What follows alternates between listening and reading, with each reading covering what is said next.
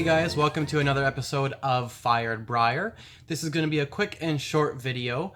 If you guys have seen my other video with this pipe in it, which is the Morta Radice Sandblasted Billiard here, I just got an email on my phone that Smoking Pipes has another one that came in stock.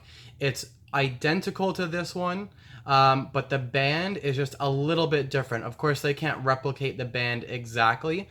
So this band here is a little bit different, but if you do like this pipe, this is your opportunity to get one. Once again, it's the Radice Sandblasted Morta Billiard.